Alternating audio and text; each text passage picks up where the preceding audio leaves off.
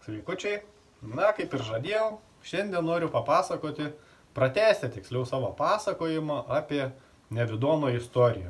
Ir ta Nevidono istorija yra ne šiaip savo istorija, jinai turi tokius atitinkamus labai gerus bruožus, kabutėse žinoma gerus.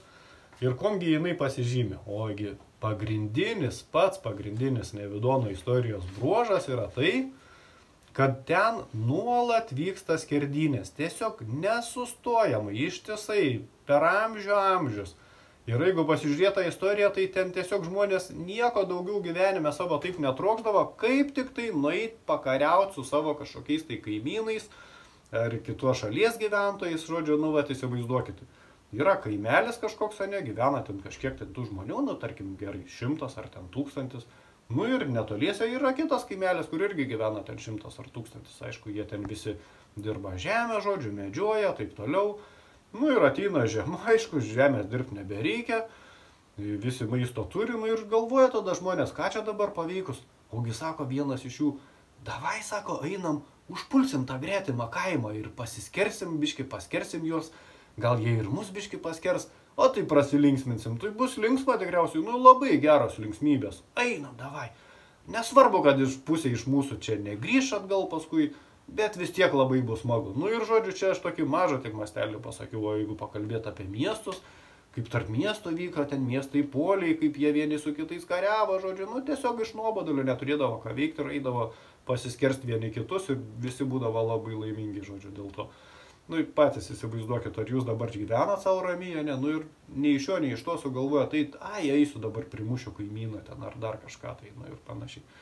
Nu tai va, tai žodžiu, tokias nesąmonės apie tas skerdynės, žodžiu, skerdžia ten jie nesustojant ir ten beribiais kiekiais, ten nežinau, aš net sunku patikėti, kaip dar iš viso tų žmonių tam terariume liko iki šių laikų, jeigu tikėti tą istoriją, kurią ten tas Nevidonas yra surašęs ir mokina visus. Nu bet aišku, skerdynėm tai neapsiriboja, yra dar aišku ir visa krūva kitų labai ten propaguojamų ir skatinamų dalykų, na labai yra aukštinami istorijai apsukrų žmonės, apsukrus. Nu, apsukrumas, komgis tas pasižymė apsukrumas. O apsukrumas pasižymė, tai kad tie apsukrų žmonės buvo labai geri melagiai, labai būdavo išdavikai, visą laiką stengdavosi išduoti ar savo brolius, ar seseris, ten, ar tėvus, ar vaikus, žodžiu.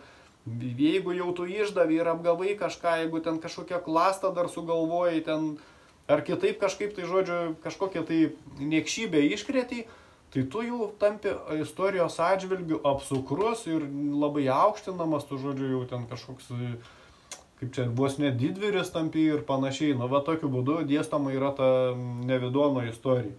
Nu, galiu paminėti keletą tokių apsukrių vyrukų iš tos Nevidono istorijos. Nu, ten buvo kažkoks tai Čingis Chanas buvo ten, aišku, buvo Napoleonas, ką čia dar aš turiu pasižymėjęs, va Aleksandras Makedonietis.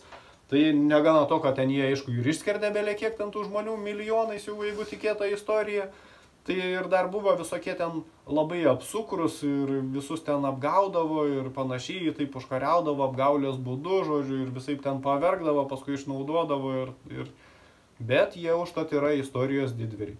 Tai va, tai turbūt tiek trumpai ir čia dadėsiu aš apie tą istoriją, dar čia kažką turiu. Ne, daugiau neturiu. Nu va, žodžiu, tai tiek trumpai ir dadėsiu apie tą istoriją, kad ta istorija ne šiaip tik tai, kad išklastota pati raida, sakykime, išgalvota ir suklastota, nes žmonės visai netaip gyveno ir netaip jie ten vystėsi, bet ir dar išgalvoti ir išaukštinti tokie niekingi, sakykime, santykiai tarp žmonių, pradedant apskritai žudimu, kas yra pats baisiausias turbūt dalykas, eiti ir žudyti kitus žmonės.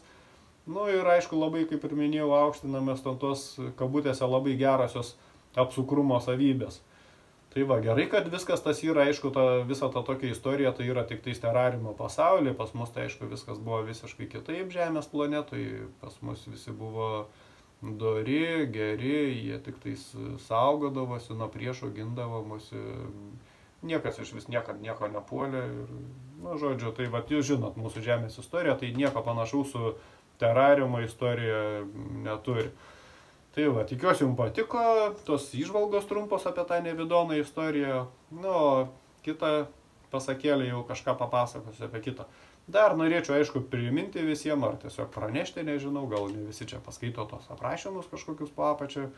Kartais aš ir pats užmirštu parašyti, tai yra, sukūriau aš Telegram grupę, tai vat, gal kas norit prisijungti prie kūrybinės grupės ar šiaip bendraminčių, gal kokią idėją pametėsit, apie ką čia norėtumėt pasakėlę tą išgirsti iš terariumo, gal ir šiaip kažkokių tai minčių kils.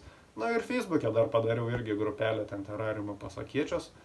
Nežinau, nelabai aš ten kaip reklamuoju, bet va dabar pirmą kartą galvoju, čia pasakysiu per patį filmuką. Tai tiek apie istoriją bus ir iki kitų kartų, iki kitų susitikimų.